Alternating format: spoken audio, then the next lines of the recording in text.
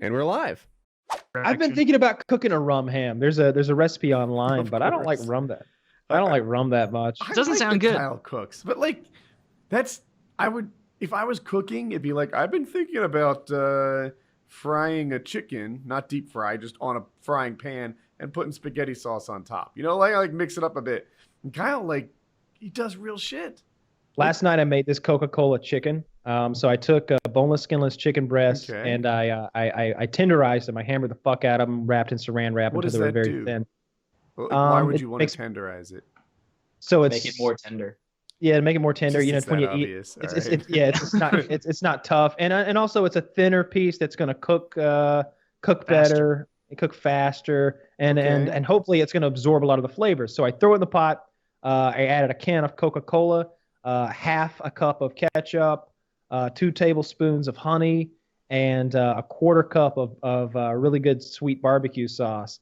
And I brought it up to a boil, stirred it, then brought it down to a simmer, and I let it simmer for half an hour. And then I turned the heat off, let it sit for like another half hour because I wanted all those flavors to soak in.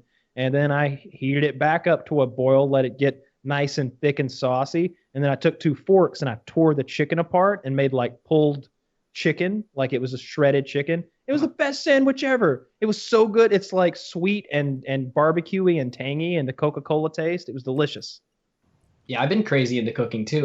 Because a few years ago I set my New Year's resolution is like I want to be good at cooking because I was in high school and I realized that if I went off to college I would not be able to survive because I wouldn't know how to make anything except for like a smoothie, I guess. And so I've watched like every Gordon Ramsay video. Every time he puts one out, I've like subscribed to that. And so like sometimes if I have a day off from performing, like last month was crazy, but like there were like a couple days where I didn't have a show and I made that like paella day, and I'm gonna make a giant paella so that when my parents come home they're gonna have like we're all gonna share this giant meal. And so it was like this is gonna be whatever food day.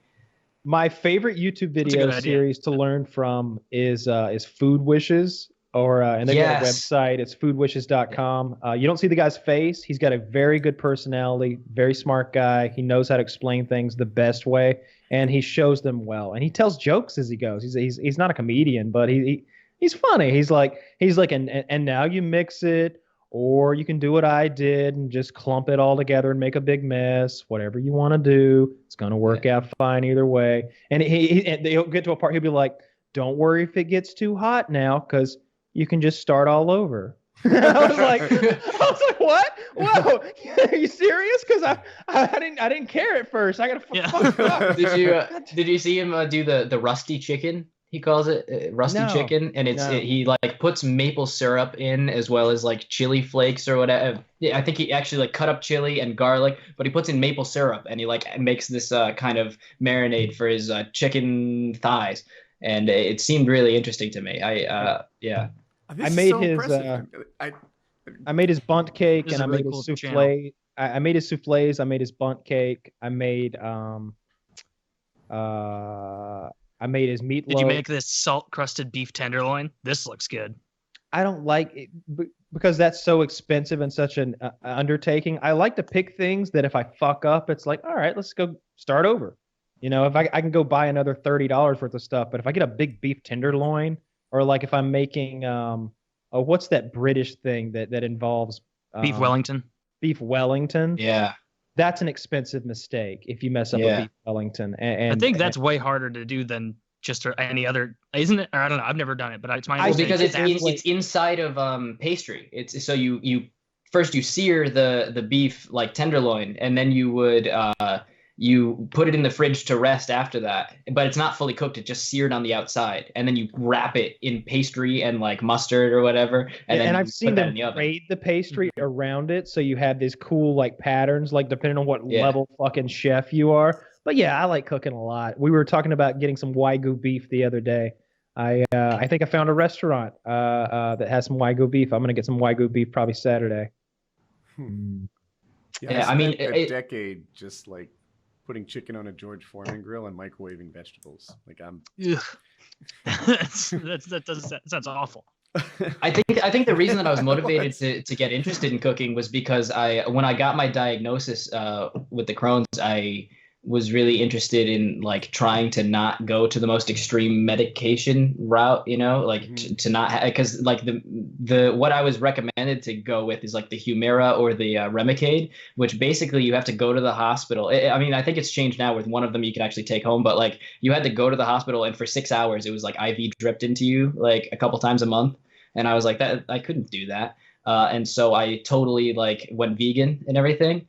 And it was not for the animals. It was like strictly for a health thing. But so I've added things back in. So I've added fish back in, I've added eggs back in, but still like I'm not doing the meat or the dairy. So I had to learn to be like creative with like, I'll bet, man, when you take dairy out, So it really makes cooking hard. Everything is like, and like every recipe is like, oh yeah, and I have a cup of cream or a quarter cup of milk or butter and cheese and wow, that sucks. Well, They've you done can a pretty just good job use with oat extract. It tastes butter. exactly the same. They've done a pretty good job with there's this one I think it's called like I can't remember, maybe like Smart Food or something, but it's a green tub and it's like butter, but it's just different vegetable oils and like soy and stuff, and it tastes just like butter. And my parents will use that too instead of regular butter. But there are a lot of things that there's no comparison, and so that sucks. But it's fun to come up with things, like be creative and find things that I can eat. My favorite food is the snow crab legs. I'm obsessed with those. And so like that was my Christmas thing. It was like on Christmas or I think Thanksgiving. It was like on Thanksgiving they got the turkey, and then I had just my crab legs that I boiled, and I was just by myself just going at it. And you got to make sure if you're eating crab, at least for me, that you're very close, that you are going to stay close to where you are. Like you don't want to go to a crab restaurant an hour away and get back in that car and have to drive back, because I don't think I've ever gone more than 45 minutes after a crab meal without having to take an emergency shit. Like an emergency. Like, isn't it? I'm sure what that's like. Yeah. Well, yeah. I mean, for me, on a good day, it's 6 times a day. So that's, that's craziness. Very and good. crab itself, that's your favorite food. But I think that just naturally for everyone, crab makes you shit up a storm. storm. I mean, I don't know about that. I think that, I was gonna say, I don't know about that either. I don't think for me, it does. Yeah. I don't know. That's my frosted mini wheat. I mean, I think it's just always a terrible shit. There aren't any good ones. I mean, I eat so much, I feel like most of the time that like everything's getting mixed together and sort of becoming the same consistency, and it's never a good one. Kyle compost. Yeah, it's not like vanilla pudding or something like that. It's more like vanilla paste. Yeah, it's vanilla paste. Or the cuttlefish and the asparagus or the vanilla paste. Okay, I will eat the cuttlefish. Oh, give me the diarrhea. He's like, I'm sorry, Kyle. I believe in you.